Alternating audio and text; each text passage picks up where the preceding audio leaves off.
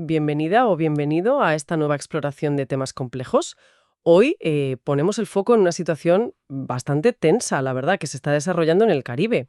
Tenemos sobre la mesa un informe, un análisis de seguridad regional, fechado hoy mismo, 12 de noviembre de 2025.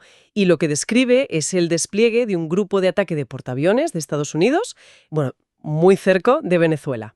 Efectivamente. El protagonista, claro, es el USS Gerald R. Ford. El informe lo llama el buque de guerra más avanzado del mundo, nada menos. Y su llegada, pues, ha elevado mucho la tensión según este análisis. Exacto. El documento que vamos a desgranar hoy, que se titula Informe Especial, EEUSU, despliega portaaviones nuclear en el Caribe, básicamente recopila información de fuentes abiertas, comunicados oficiales, medios internacionales. Y nuestra tarea aquí es, examinar los puntos clave, ver qué está pasando, por qué es importante y sobre todo qué escenarios abre esto, ¿no? Según lo que dice el informe. Perfecto. Pues vamos a meternos en harina con este análisis. Para empezar, el informe nos da una idea de la escala.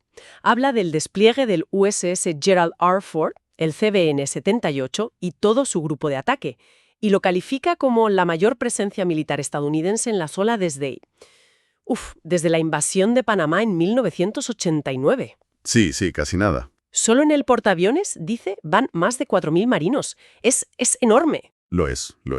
Y aquí el informe ya introduce, digamos, una dualidad interesante sobre el por qué. Oficialmente, lo que dice el Pentágono, y que recoge el documento, es que esto es parte de una operación antidrogas, una que empezó en agosto de 2025. El objetivo declarado, pues, desmantelar redes de crimen organizado transnacional. Pero, claro, el informe va más allá de la versión oficial, ¿verdad? Sugiere que hay algo más. Eso es. El análisis recoge otras voces, analistas de seguridad, fuentes de la oposición venezolana, y la interpretación de estos es distinta. Ven el despliegue más bien como una maniobra de presión. Presión directa sobre el gobierno de Nicolás Maduro. De hecho, fíjate, el informe hasta menciona que antiguos funcionarios de la administración Trump reconocieron en privado que la estrategia, buscaba forzar su salida del poder. Vaya. Así que tenemos esa tensión, ¿no? El objetivo oficial antidrogas y el objetivo interpretado, más político. Una diferencia clave, desde luego. Y para sostener esa parte oficial, la de la lucha contra los cárteles, el informe menciona un marco legal específico que se activó hace poco. Sí, y esto es crucial. El informe lo recalca mucho. El 1 de octubre de 2025 se declaró formalmente un conflicto armado no internacional, dirigido contra, y cito, combatientes ilegales, que en la práctica, según el análisis, se refiere a los cárteles. Esta terminología jurídica es la clave, ¿sabes? Porque proporciona la base legal que invoca a Estados Unidos para hacer operaciones militares, incluso letales, contra estos grupos, tratándolos casi como a combatientes en una guerra. Es un encaje legal, que ya veremos que genera polémica. Entendido. Volvamos al protagonista físico, al USS Gerald R. Ford. El informe lo pinta como una maravilla tecnológica. Sí, sin duda. Los datos que da el informe son impresionantes. Hablamos de un buque de 100.000 toneladas, 337 metros de eslora, propulsión nuclear, claro, autonomía casi ilimitada, y funciona como una base aérea flotante. Más de 75 aeronaves puede llevar. ¿Qué tipo de aeronaves? Pues mira, el informe detalla cazas FA-18 Super Hornet, que son como la punta de lanza, aviones EA-18G Growler, que son para guerra electrónica, para interferir radares y demás, y los E-2D Advanced Hawkeye, que son los ojos en el cielo, control aéreo, con una tripulación que supera las 5.000 personas. El informe lo compara, y creo que con razón, con una pequeña ciudad flotante. Una ciudad flotante carísima, imagino. Colosal, como dice el informe. Solo construir este buque, el CVN-78, costó más de 13.300 millones de dólares. Y si miras el programa entero, toda la clase Ford, la estimación supera los 37.000 millones en dólares de 2018, ojo. Estas cifras, que el informe detalla bien, pues te dan una idea de la magnitud del compromiso, estratégico y financiero. No es algo que se mueva porque sí. Claro, y como decíamos, no va solo. El portaaviones es la pieza central, pero le acompaña todo un grupo de ataque. Efectivamente. El informe no da la lista completa buque por buque, pero sí explica la composición habitual. Varios destructores de misiles guiados. Menciona ejemplos como el USS Winston S. Churchill o el USS Bainbridge de la clase Arleigh Burke, para defensa antiaérea, antisubmarina. Un crucero de misiles guiados, probablemente un Ticonderoga, como el USS Normandy, que hace de centro de mando y defensa aérea, y otros buques de apoyo, submarinos, un paquete completo. Y la llegada de todo esto, claro, ha supuesto un aumento importante de personal militar estadounidense en la zona. Muy importante, sí. El informe hace una comparación interesante. Pasa de unos 10.000 efectivos en la región en octubre a cerca de 15.000 en noviembre, precisamente con la llegada del Grupo del Ford. Y además de los barcos del grupo de ataque, el informe habla de otras 8 embarcaciones de superficie por la zona, un submarino nuclear de ataque, un buque para operaciones especiales y también refuerzos aéreos en tierra, en Puerto Rico concretamente, cazas F-35, los más nuevos, y al menos 3 drones MQ-9 Reaper, que son para vigilancia pero también pueden atacar. Y ahí es donde la cosa se pone más delicada, porque el informe dice que estos medios no solo están para disuadir, han actuado. Habla de operaciones de combate. Sí, este es uno de los puntos más controvertidos que analiza el informe. Documenta que desde el 2 de septiembre las fuerzas de EU han realizado al menos 19 ataques contra embarcaciones sospechosas de narcotráfico, tanto en el Caribe como en el Pacífico Oriental, que también es parte de la zona de operaciones. Y especifica que han usado drones Reaper armados y aviones AC-130 Ghost Rider, que son básicamente fortalezas volantes artilladas. ¿Y qué pasó en esos ataques? ¿Hubo bajas? Pues el informe es bastante directo. Cifra en al menos 76 las personas fallecidas en estas operaciones. ¿76? Sí, y aquí es donde el análisis señala toda la controversia que esto genera. Por un lado, dudas sobre la autorización explícita del Congreso para acciones letales bajo esta operación antidrogas. Por otro, el uso de ese marco legal de combatientes ilegales para presuntos narcos, que, difumina la línea entre policía y ejército, ¿no? El informe incluso revela un dato muy significativo. El Reino Unido, que es un aliado clave, llegó a suspender el intercambio de inteligencia con EU con estas operaciones. ¿En serio? Sí, por preocupaciones legales. Por la naturaleza de las operaciones, algunos críticos citados en el informe las llaman directamente ejecuciones extrajudiciales. Vaya, eso es muy fuerte. Y dice mucho de la tensión legal también.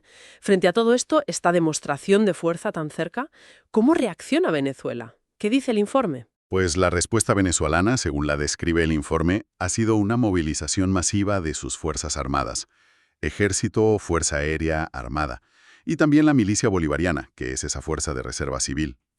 El informe calcula que en los ejercicios militares que han iniciado como respuesta podrían estar participando unos 200.000 efectivos en total. 200.000. Pero ojo, el propio análisis matiza.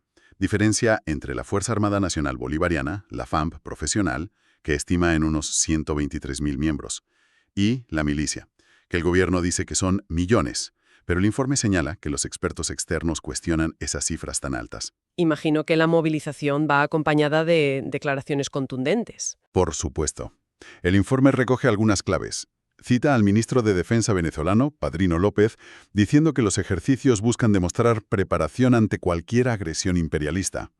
También palabras del presidente Maduro, calificando el despliegue de EUVUS como la mayor amenaza que nuestro continente ha enfrentado en los últimos 100 años. Lenguaje duro. Muy duro. Y además de la movilización y la retórica, el informe menciona que la Asamblea Nacional Venezolana aprobó una nueva ley de defensa, aparentemente para mejorar la coordinación cívico-militar en este escenario. El análisis también entra en las implicaciones económicas y estratégicas. Mover todo ese despliegue no puede ser barato. ¿Qué va? En absoluto. El informe da estimaciones. Calcula que solo el coste operativo diario del Ford está entre 1 y 2 millones de dólares al día. ¿Al día? De barcos, aviones, ni el coste de comprar esas plataformas como los AC-130J, que el informe valora en 165 millones cada uno. Es una barbaridad de dinero. ¿Y el impacto ¿Económico para Venezuela? Pues para Venezuela, según el informe, esta escalada es más presión sobre una economía ya muy golpeada. Y señala una ironía. Esta tensión llega justo cuando sus exportaciones de petróleo habían subido en septiembre a su nivel más alto desde noviembre de 2024, más de 900.000 barriles diarios. Parece una leve recuperación. ¿Qué momento? Sí, Y el informe recuerda el impacto brutal de las sanciones anteriores. Cita una estimación que calculaba pérdidas de ingresos petroleros equivalentes al 213% del PIB, un golpe tremendo. Entonces, si conectamos todos estos puntos que nos da el informe, ¿cuál es la lectura estratégica? ¿Qué busca realmente Estados Unidos según este análisis? Pues el análisis pone sobre la mesa esa dicotomía del principio. Por un lado, los objetivos oficiales. Antidroga, seguridad regional, objetivos legítimos. Pero por otro lado, recoge y da bastante peso a las interpretaciones de analistas, fuentes de la oposición, exfuncionarios, que apuntan a motivaciones geopolíticas. ¿Cómo por ejemplo? Pues presión máxima para un cambio de régimen en Caracas. Demostración de fuerza en el hemisferio. Disuadir a otros actores, quizás controlar flujos migratorios y asegurar el acceso a los recursos energéticos venezolanos a largo plazo. El informe no se casa con una, pero presenta esta dualidad como clave para entenderlo todo. Y además, subraya la enorme asimetría tecnológica. Estados Unidos con lo último y Venezuela con material más antiguo, ruso-chino. Lo que lleva a los analistas del informe a pensar que, si hubiera conflicto, Venezuela buscaría una resistencia asimétrica, de guerrilla, desgaste, no un choque frontal. Y en medio de toda esta tensión militar, ¿qué pasa con la diplomacia? ¿Hay diálogo? ¿Qué dice el informe? Pues la situación diplomática, según el informe, es crítica. Menciona específicamente que el 6 de octubre, Washington ordenó cerrar todos los canales directos con el gobierno de Maduro. Cerrados del todo. Eso dice el informe. Sí hubo intentos de mediación de terceros. Destaca el papel de Qatar, que intentó abrir vías alternativas para bajar la tensión. Incluso se habla de una propuesta concreta, atribuida a Qatar, de una transición interna con Delcy Rodríguez hasta 2031. Pero, según el informe, Estados Unidos la rechazó. Vaya. ¿Y en la región? Latinoamérica, el Caribe. Respuesta variada. La CELAC emitió una declaración rechazando la amenaza o uso de la fuerza, pero sin nombrar a Estados Unidos. Muy diplomático, ¿no? Y en el Caribe, los países más cercanos, pues respuestas mixtas. Algunos apoyan a Estados Unidos, otros se niegan a prestar su territorio o espacio aéreo para operaciones militares. Refleja la complejidad. Con este panorama tan complicado, ¿el informe se atreve a plantear qué puede pasar ahora? ¿Habla de escenarios de futuro? Sí, dedica una parte a eso. Perfila 3 escenarios principales. El primero lo llama escalada controlada. ¿Qué sería eso? Pues que EU mantenga la presión militar y diplomática, quizás con operaciones antidrogas selectivas, pero sin llegar a un conflicto abierto total, una forma de desgaste continuo. El segundo escenario, desescalada negociada, que alguna mediación tenga éxito con concesiones por ambas partes, retirada militar gradual, reabrir diálogo. Es el deseable, pero el informe lo ve difícil ahora mismo. Vale. Y el tercero, el más preocupante, conflicto abierto, que podría ir desde un bloqueo naval más duro hasta operaciones militares directas en Venezuela, incursiones terrestres incluso. Y aquí el informe advierte, esto provocaría casi seguro una crisis humanitaria masiva, millones de refugiados, desestabilización regional, muy grave. ¿Y qué factores podrían inclinar la balanza hacia un lado u otro? ¿Qué riesgos destaca el informe? Pues identifica varios clave. Primero, la retórica tan dura de ambos lados puede llevar a errores de cálculo. Menciona hasta una supuesta declaración atribuida a Trump sobre que los golpes terrestres son lo siguiente. No la verifica, pero la usa para ilustrar el ambiente. Uf. Segundo, la preparación venezolana para esa resistencia asimétrica. Podría ser un conflicto más largo y costoso de lo esperado. Tercero, el poco apoyo internacional explícito a una intervención militar directa. La mayoría prefiere una salida negociada. Y cuarto, muy importante, la conciencia del posible impacto humanitario terrible. Eso frena un poco, pero no garantiza nada. Bien, creo que hemos cubierto los puntos principales de este análisis tan denso. Si tuvieras que resumir las conclusiones clave que saca el informe, ¿cuáles serían? Pues creo que deja claras varias cosas. Primero, estamos viendo una escalada militar de EU en el Caribe sin precedentes desde el 89, por la cantidad de medios y por el tipo de operaciones. Segundo, subraya la fuerte sospecha, basada en el análisis, de que detrás de la excusa antidroga hay objetivos geopolíticos claros contra el gobierno venezolano. Tercero, documenta la respuesta defensiva de Venezuela, esa movilización masiva, pero reconoce sus enormes limitaciones tecnológicas frente a EU.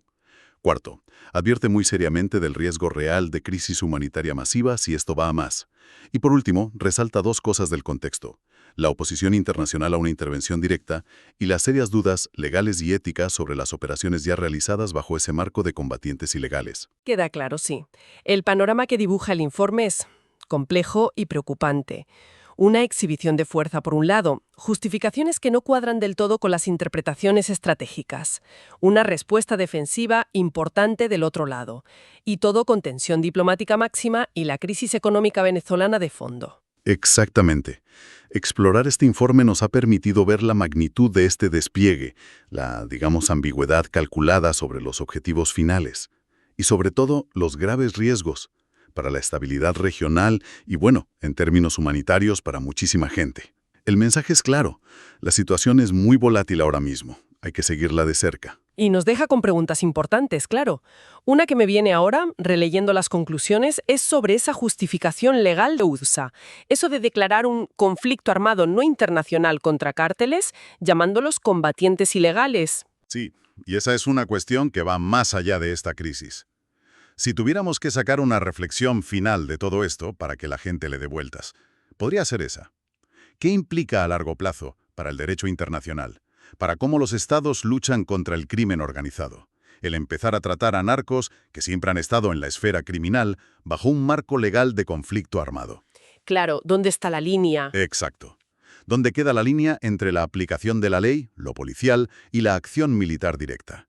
Y quizá lo más importante, ¿cuáles pueden ser las consecuencias no deseadas, como precedente legal o para la estabilidad internacional, de seguir difuminando esa línea? Es una pregunta complicada, ¿eh? Pero este informe, al detallar cómo se está aplicando aquí, pues nos obliga a planteárnosla seriamente. ¿Quieres estar siempre un paso adelante con las noticias? Suscríbete y comparte este video.